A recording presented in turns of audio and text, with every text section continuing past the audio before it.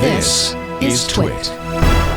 The hot story this week is the #1 app on the iPhone App Store, Sora 2. Now, a couple of weeks ago, I think, OpenAI announced their new video generation platform. It competes with Veo 3 from Google, both of which are able to create video with audio from a text prompt. But I think OpenAI has upped the ante here because they have released basically a AI TikTok. That's what they're calling it, with these videos, and it's somewhat addictive. Even though, and I don't know how it got to be #1, you have to have an invite to do it. iJustine literally has posted about 100 videos every few minutes with a pig. One of the things that happens when you sign up for this, and I was able to get an invite, thank you, Anthony Nielsen, is you create what they call your cameo, which is your image of yourself. You pose for the camera, you recite 3 random numbers, which I think is their scheme to keep you from digitizing other people besides yourself, because the numbers are random, so you have to do it live. And then you're able to create videos like this. It's the latest advance in portable telephone. The entire transmitter and receiver are contained in this single case, and it weighs a shade under 5. I don't know where the other audio is coming from, but it's leaking through. I think that's pretty good. It literally takes 10 seconds to create this cameo, and I can see why people are going crazy. Invites are being traded on Reddit and Discord, and people are getting in. When you get in, you get your own invites. I think I have 4. Don't ask me for them because I'm going to give them to Mike. Is in here, Anthony Nielsen. I did a little video of me and Anthony doing a TikTok dance.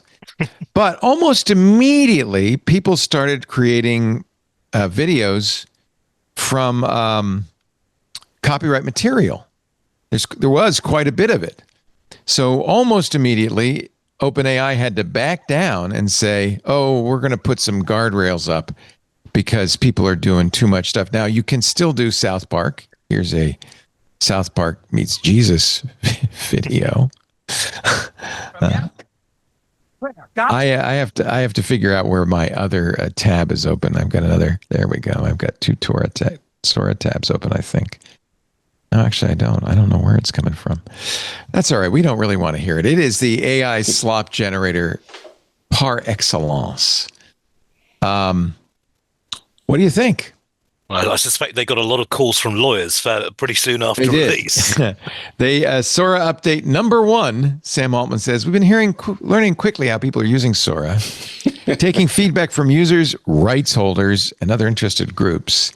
We're going to give rights holders more granular control of the generation of characters. Now, one of the things you can do after you make your cameo is you can say, only I can make videos of myself, or only my friends, or it's open to the public. And I thought, actually defensively, better make it open to the public, because then I have plausible deniability no matter what videos are posted of me. Right? Oh, that's smart. It's Sora. That's smart. I didn't do it. Look at you. Whereas if I'd held on Thinking tightly like to a criminal. I like it. And by the way, Sam says we're hearing from a lot of rights holders who are excited about this new kind of interactive fan fiction. How many of those are excited about this? George Lucas. How many of those are women? I'm just saying.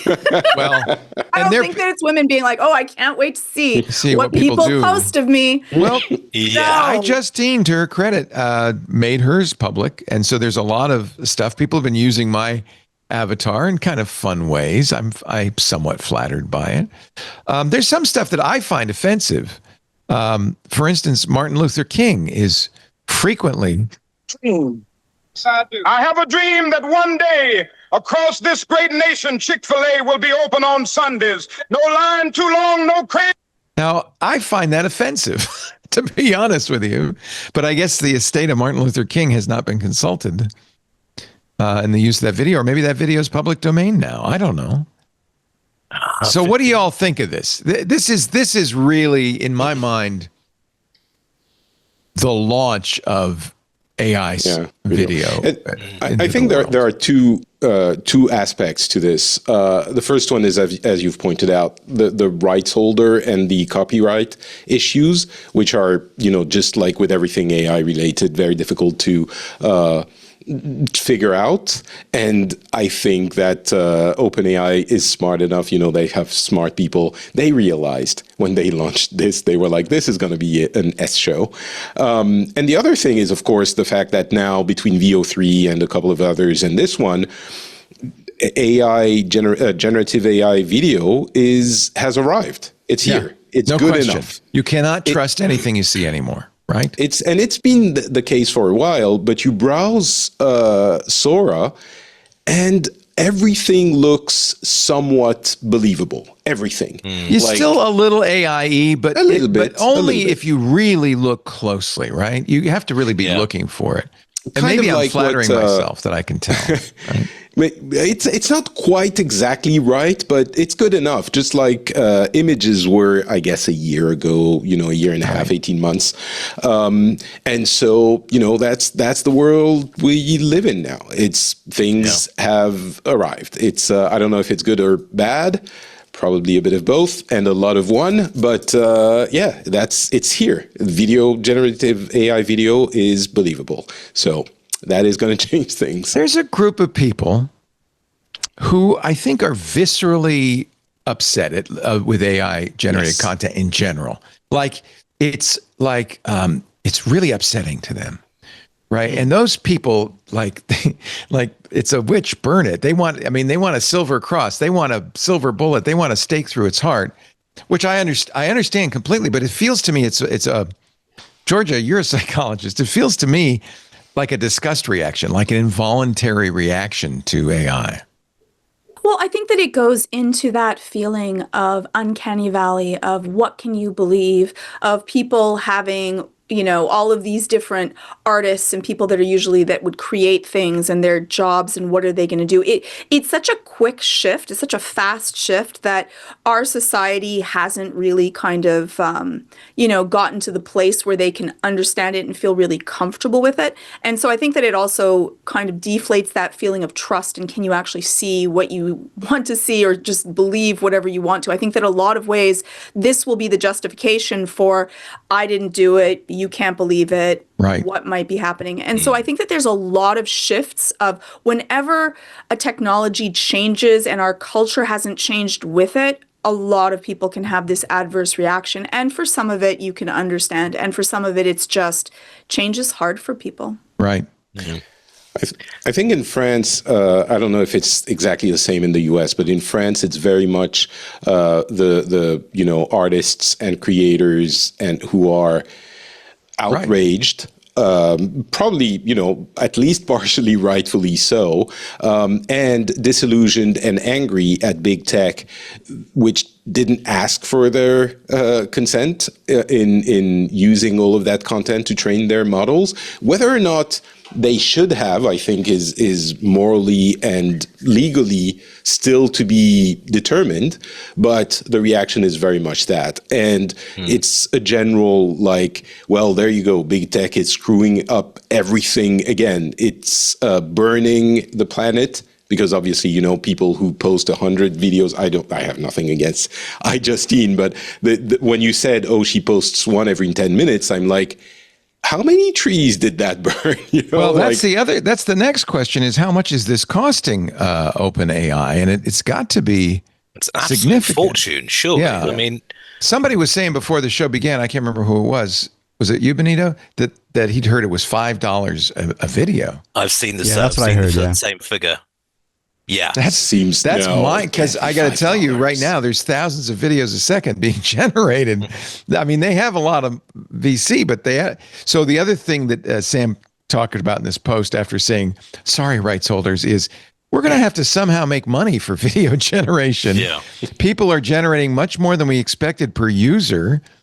And a lot of videos are being generated for very small audiences.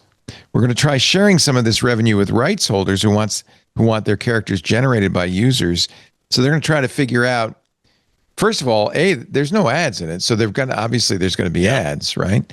And then B, they've got to figure out some sort of micropayment system for rights holders, hoping that, he says, our hope is this new kind of engagement is even more valuable than the revenue share. But of course, we want both to be valuable.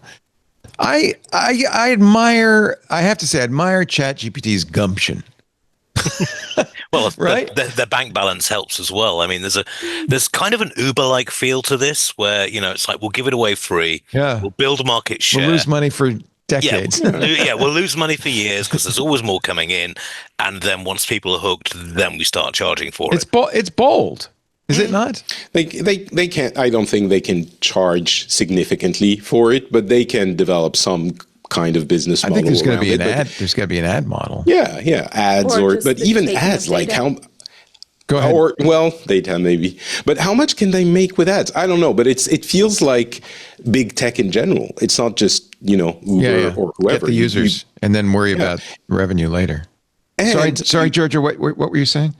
And just all of the information that you're giving to them every single time, and all of that they can then use later for something else. I think that, if you take a look at the privacy policies, like they're really scary. Like if you actually read them. Well, I have given them my image, haven't I? Now, yes. Yeah. Yep. But then I got out of that. I got me and Justine bouncing on a trampoline together, which is adorable, by the way. But do you have the right to be forgotten because you're not in the EU? I guess I don't. Honestly, and by the way, this is not available in the EU, is it, Patrick? Well, no. But I think, I'm not sure it's about anything legislation related. The DMA or anything? Yeah, DMA or DSA, maybe, but I don't think so. I think this is about controlling the amount of money they're burning. I understand creatives are hurt that their stuff's being taken, but what about creatives using this to create? I mean, here's a picture, a sketch of a kitten that comes alive. I mean, you could really you can make movies with this. I mean, it's fascinating. I mean, it's really powerful technology. I think what we're seeing now is a lot of experimentation, which is just kind of hokey. But there is already interesting stuff being done with AI. I don't know if you go on TikTok or Instagram or these platforms a lot, but there's a lot of AI, not Slop, but AI videos like Moses live vlogging. Moses the influencer or Jesus the influencer. Exactly. And those are wild. It is entertaining. It's fun. Like there are like aliens discussing their contempt for humanity in a podcast, like YouTube podcast format. Like it is cute, and I think it's going to be open a lot of possibilities. The question is, what is being not taken away? But I certainly don't subscribe to the idea that, this kills creativity. It takes the soul of creation away from humans. And, I think this is a little bit overblown. But a lot of those people who are so anti-AI, I don't think they're the people who are considering this for like the long term. People who are trying to negotiate rights and all of that, they know that you can't put the cat back into the bag. Right now it's here, and you have to deal with it, and you have to defend your ground as much as you can. But I don't think the people who are like, I've posted like once a 4-panel comic that I tried when ChatGPT released one of their updates, and I was like, I just prompted and it spit out this 4-panel comic. It was kind of okay. I got yelled at. Yeah. Well, as I said, there are some people who are really viscerally offended by it. And I want to respect that point of view. I think that those are people who consider themselves humanists and consider this kind of machine-generated imagery to be offensive and deeply offensive. There are so many issues. Hey, I hope you've enjoyed this little snippet from a much longer show we call This Week in Tech. If you want to see the whole thing, there's a link down below. And you know what the best thing to do would be? Like and subscribe. And thank you so much for watching.